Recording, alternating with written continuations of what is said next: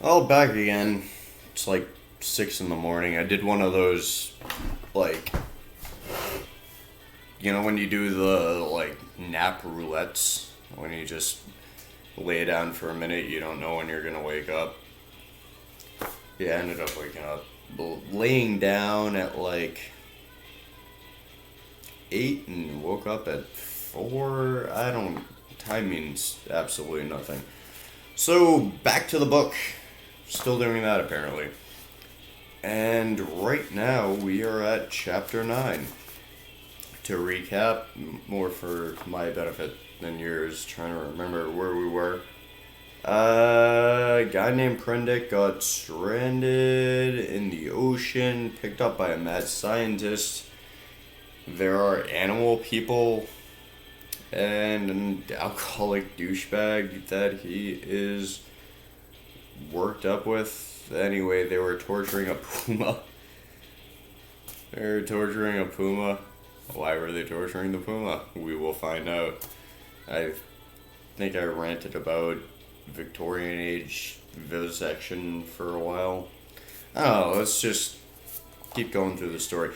This next chapter, chapter 9, called The Thing in the Forest, is a little bit lengthier than some of the other chapters, so I'm only going to do one. I usually do two chapters. So yeah, just doing this one, trying to do it anyway. I'm obviously drunk. Then again, I always am obviously drunk because I'm an alcoholic. Anyway, chapter 9, The Thing in the Forest.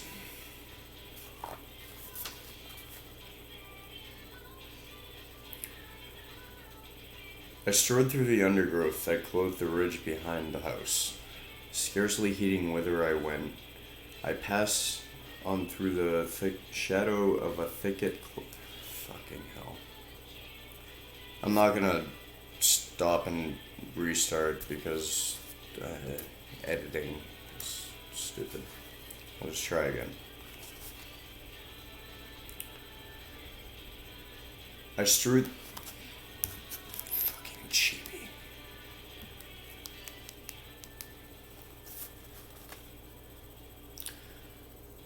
I strode through the undergrowth that clothed the ridge behind the house, scarcely heeding whither I went, passed on through the shadow of a thicket cluster of straight-stemmed trees beyond it, and so presently found myself some way on the other side of the ridge, and descending towards a streamlet that ran through a narrow valley. I paused and listened. The distance I had come, or the intervening masses of thicket, deadened any sound that might be coming from the enclosure. The air was still. Then, with a rustle, a rabbit emerged, and went scampering up the slope before me. I hesitated, and sat down in the edge of the shade. The place was a pleasant one. The rivulet was hidden by the luxuriant vegetation of the banks, save at one point where I caught a triangular patch of its glistening water. On the further side, I saw through a bluish haze a tangle of trees and creepers, and above these again the luminous blue of the sky. Here and there, a splash of white or crimson marked the blooming of some trailing ephrate. I let my eyes wander over the scene for a while, and then began to turn over in my mind again the strange peculiarities of Montgomery's man. But it was too hot to think elaborately, and presently I fell into a tranquil state midway between dozing and waking.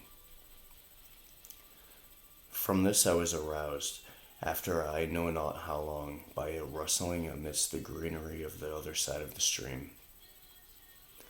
For a moment I could see nothing but the waving summits of the ferns and reeds. Then suddenly upon the bank of the stream appeared something. At first I could not distinguish what it was. It bowed its head to the water and began to drink. Then I saw it was a man, going on all fours like a beast. He was clothed in bluish cloth, and was of copper-colored hue with black hair. seemed that grotesque ugliness was an invariable characteristic of these islanders. I could hear the suck of the water at his lips as he drank. I leaned forward to see him better, and a piece of lava detached from my hand went pattering down the slope. He looked up guiltily, and his eyes met mine. Forthwith, he scrambled to his feet and stood wiping his clumsy hand across his mouth and regarding me. His legs were scarcely half the length of his body. So, staring one another out of countenance, we remained for perhaps the space of a minute. Then, stopping to look back once or twice, he slunk off among the bushes to the right of me, and I heard the swish of the fawns grow faint in the distance and die away. Every now and then he regarded me with a steadfast stare. Long after he disappeared, I remained sitting up, staring in the direction of his retreat. My drowsy tranquility had gone. I was startled by a noise behind me, and turning suddenly, saw the flapping white tail of a rabbit vanishing up the slope. I jumped to my feet. The apparition of this grotesque, half-bestial creature had suddenly populated the stillness of the afternoon for me. I looked around me rather nervously and regretted that I was unarmed. Then I thought that the man I had just seen had been clothed in bluish cloth, had not been naked as savage would have been, and I tried to persuade myself for the fact that he was, after all, probably a peaceful character, that the dull curiosity of his countenance belied him. Yet I was greatly disturbed by this apparition. I walked to the left along the slope, turning my head about and peering this way and that among the straight stems of the trees. Why should a man go on all fours and drink with his lips? Presently I heard an animal wailing again, and taking it to be the puma, I turned about and walked in a direction diametrically opposite to the sound. This led me down to the stream, across which I stepped and pushed my way up through the undergrowth beyond. Where's my beer?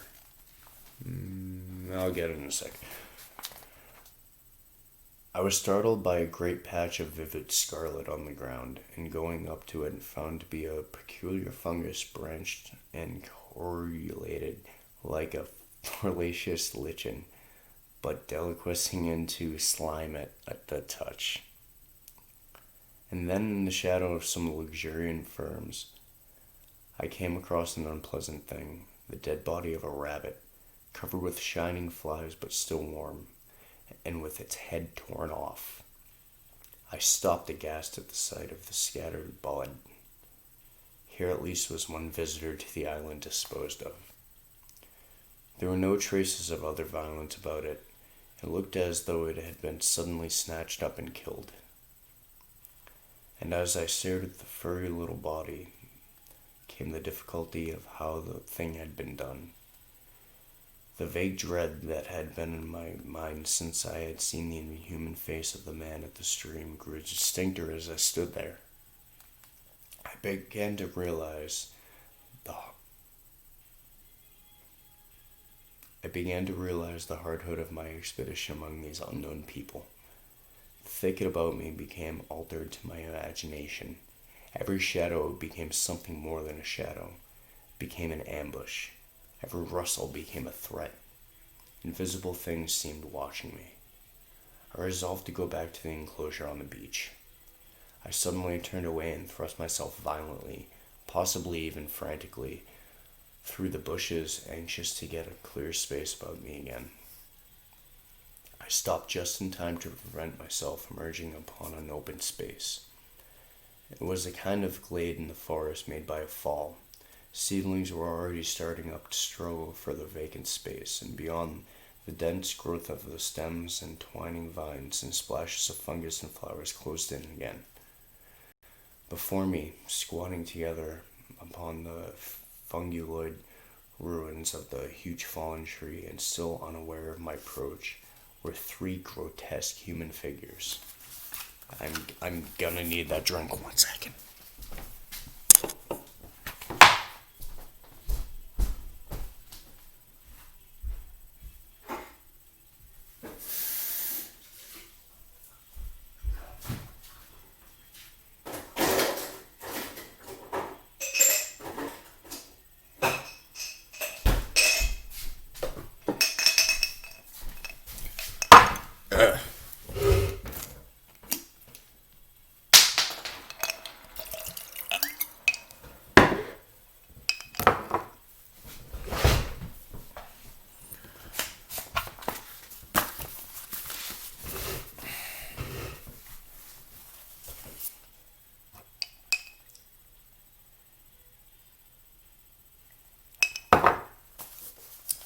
That's much better.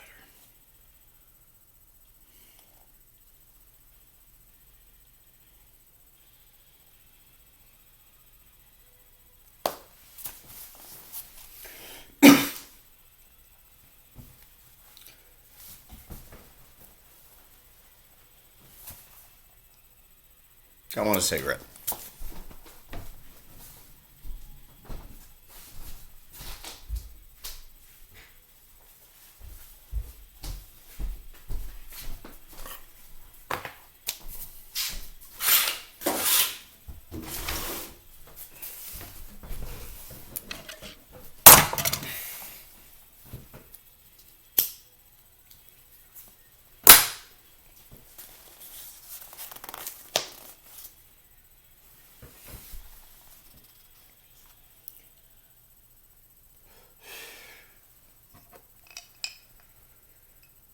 One was evidently a female.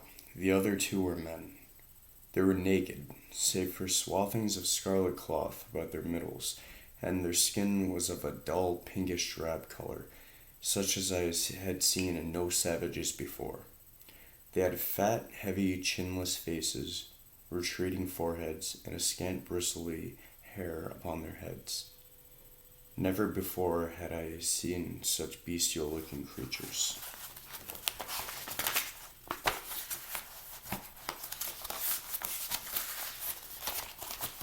Fucking hell.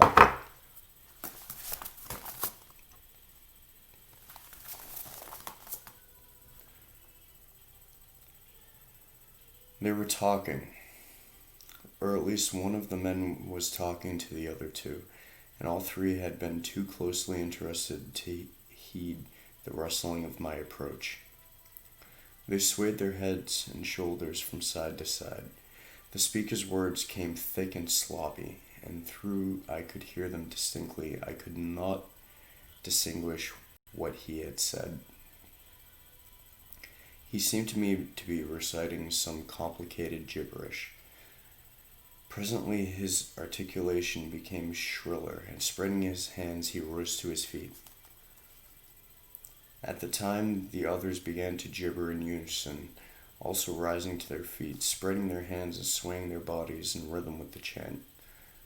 I noticed then the abnormal shortness of their legs and the lank, clumsy feet.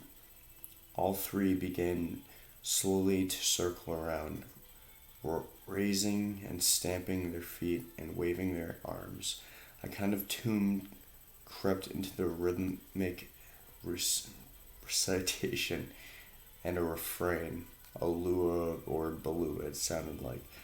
Their eyes began to sparkle and their ugly faces to brighten with an expression of strange pleasure. Saliva drooped from their lipless mouths.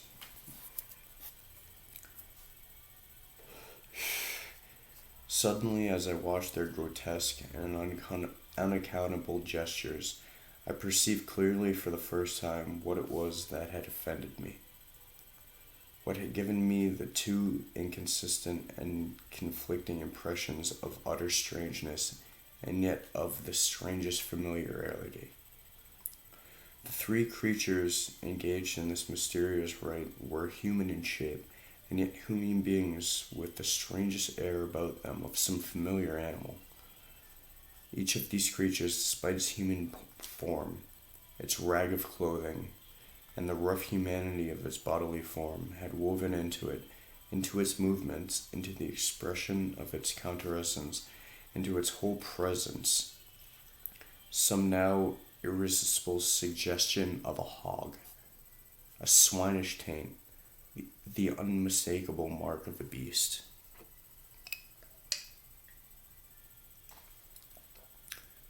I stood overcome by this realization, and then the most horrible questionings came rushing into my mind. They began leaping into the air, first one and then the other, whooping and grunting. Then one slipped and for a moment was on all fours, to recover indeed forthwith. But the transitory gleam of the true animalism of these monsters was enough. I turned as noiselessly as possible, and becoming every now and then rigid with fear of being discovered, as a branch cracked or leaf rustled, I pushed back into the bushes. It was long before I grew bolder and dared to move more freely.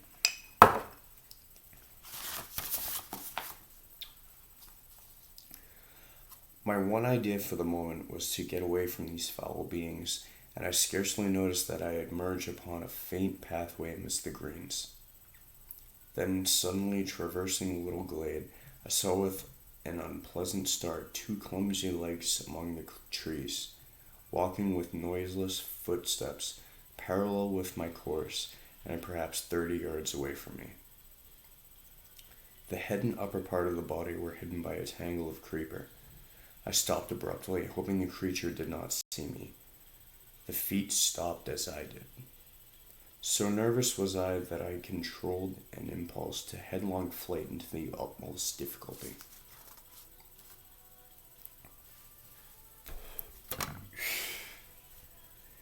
Then, looking hard, I distinguished through the interlacing network the head and the body of the brute I had seen drinking. He moved his head. There was an emerald flash in his eyes as he glanced at me from the shadow of the trees, a half-luminous color that vanished as he turned his head again. He was motionless for a moment, and then with noiseless tread began running through the green confusion. In another moment he had vanished beyond the bushes. I could not see him, but I felt he had stopped and was watching me again. What on earth was he? Man or animal? What did he want with me? I had no weapon, not even a stick. Flight would be madness. At any rate, the thing, whatever it was, lacked the courage to attack me. Setting my teeth hard, I walked straight towards him. I was anxious not to show the fear that seemed chilling my backbone. I pushed through a tangle of tall, white-flowered bushes and saw him 20 yards beyond, looking over his shoulder at me and hesitating. I advanced a step or two, looking steadfastly into his eyes. "Who are you?" said I. He tried to meet my gaze. "No," he said suddenly, and turning went bounding away from me into the undergrowth. He turned and stared at me again. His eyes shone brightly out of the dark, under the trees. My heart was in my mouth, but I felt my only chance was to face the danger and walk steadily towards him. He turned again and vanished into the dusk. Once more, I thought I had caught a glimpse of his eyes, and that was all. For the first time, I realized how the lateness of the hour might affect me. The sun had set some minutes since. The swift dusk of the tropics was already fading out of the eastern sky, and a pioneer moth fluttered silently by my head. Unless I would spend the night amongst these unknown dangers of the mysterious forest, I must hasten back to the enclosure. That is a really loud airplane. Fuck you, airplane.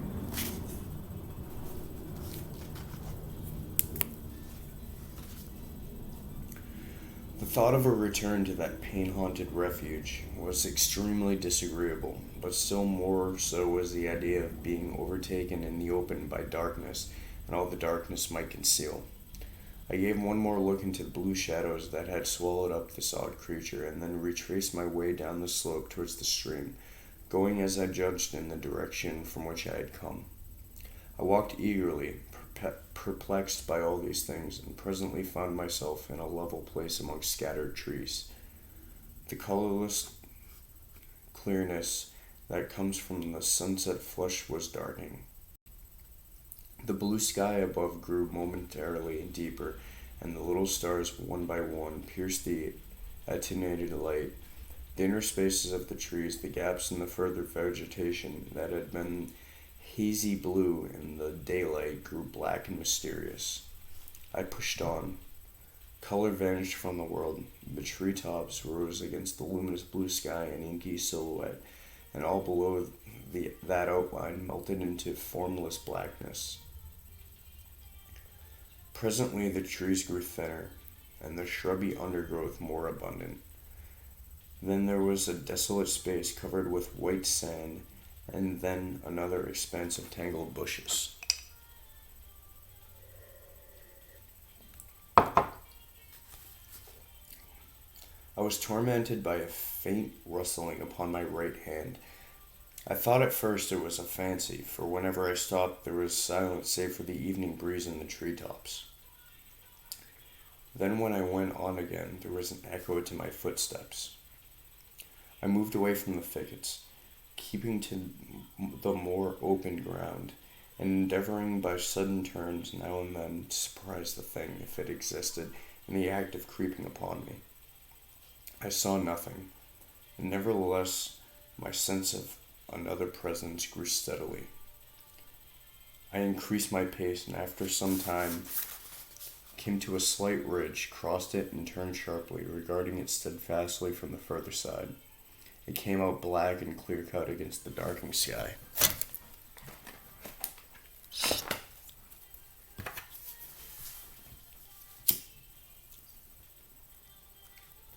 And presently a shapeless lump heaved up momentarily against the skyline and vanished again. I felt assured now that my tawny-faced antagonist was stalking me again, and coupled with that was another unpleasant realization, that I had lost my way. For a time I hurried on hopelessly perplexed, pursued by that stealthy approach. Whatever it was, the thing either lacked the courage to attack me or was waiting to take me at some disadvantage. I kept studiously to the open. At times I would turn and listen, and presently I half persuaded myself that my pursuer had abandoned the chase and was a mere creation of my distorted imagination. Then I heard the sound of the sea. I quickened my footsteps almost to a run, and immediately there was a stumble to my rear. I turned suddenly and stared at the uncertain trees behind me. One black shadow seemed to leap into another. I listened rigid, and heard nothing but the whisper of the blood in my ears. I thought that my nerve was unstrung, and that my imagination was tricking me, and turned resolutely towards the sound of the sea again. In a minute or two the trees grew thinner, and I emerged upon a bare, low headland running out into the somber water. The night was clear and calm, and the reflection of the glowing multitude of stars shriveled in the tranquil heaving of the sea. Some way out, the wash upon an irregular band of reef shone with a pale light of its own. Westward I saw the zodiacal light mingling with the yellow brilliance of the evening star. The coast fell away from me to the east, and westward it was hidden by the shoulder of the cape. Then I recalled the fact that Moreau's beach lay to the west.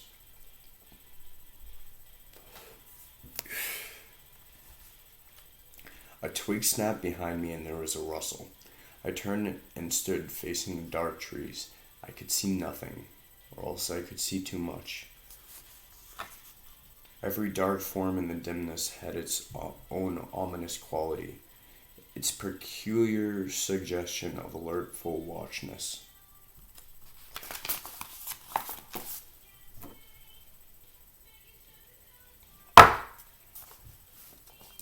So I stood perhaps for a minute, and then, with an eye to the trees still, turned westward to cross the headland. And as I moved, one among the lurking shadows moved to follow me. My heart beat quickly.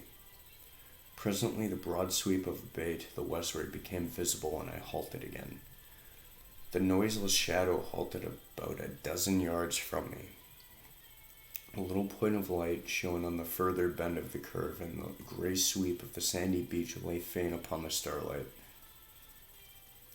Perhaps 2 miles away was that little point of light. To get to the beach, I should have to go through the trees where the shadows lurked and down a bushy slope. I could see the thing more distinctly now. It was no animal, for it stood erect. At that, I opened my mouth to speak and found a hoarse phlegm choke my voice. I tried again and shouted, "Who is there?" There was no answer. I advanced a step. The thing did not move, only gathered itself together. My foot struck a stone. That gave me an idea. Without taking my eyes off the black form before me, I stopped and picked up this lump of rock. But at my motion, the thing turned abruptly, as a dog might have done, and slunk into the further darkness. Then I recalled a schoolboy expedient against big dogs, twisted the rock into my handkerchief, and with this gave a turn around my wrist. I heard a movement further among the shadows, as if the thing were in retreat. Then suddenly my tense excitement gave way. I broke into a profuse perspiration and fell a trembling, with my adversary routed and this weapon in my hand. It was some time before I could summon resolution to go down through the trees and bushes upon the flank of that headland to the beach. At last I did it at a run, and as I emerged from the thicket upon the sand, I heard some other body come crashing after me. At that, I completely lost my head with fear, and began running along the sand. Forthwith there came the swift patter of soft feet in pursuit. I gave a wild cry and redoubled my pace. Some dim black things, about 3 or 4 times the size of rabbits, went running or hopping up from the beach towards the bushes as I passed. So long as I live, I shall remember the terror of that chase. I ran near the water's edge and heard every now and then the splash of the feet that gained upon me. Far away, hopelessly far, was the yellow light. All the night about us was black and still. Splash, splash came the pursuing feet, nearer and nearer. I felt my breath going, for I was quite out of training, and it whooped as I drew, and I felt a pain like a knife in my side. I perceived the thing would come up with me long before I reached the enclosure, and desperate and sobbing for breath, I wheeled around it and struck it as it came up to me. Struck it with all my strength.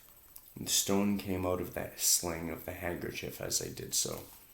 As I turned, the thing, which had been running on all fours, rose to its feet, and the missile fell fair on its left temple. The skull rang loud, and the animal man blundered into me, thrust me back with its hands, and went staggering past me to fall headlong upon the sand with its face in the water. There it lay still. I could not bring myself to approach that black heap. I left it there with the water rippling around it under the still stars, and, giving it a wide berth, pursued my way towards the yellow glow of the house. And presently, with a positive effect of relief, came the pitiful moaning of the puma, the sound that had originally driven me out to explore the mysterious island. At that, though, I was faint and horribly fatigued. I gathered together all my strength and began running again towards the light. It seemed to me a voice was calling me.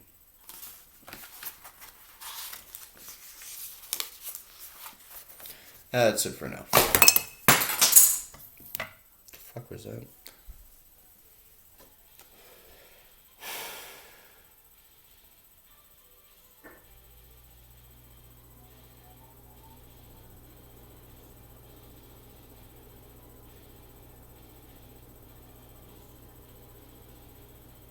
Trying to think if I have anything else to add to that.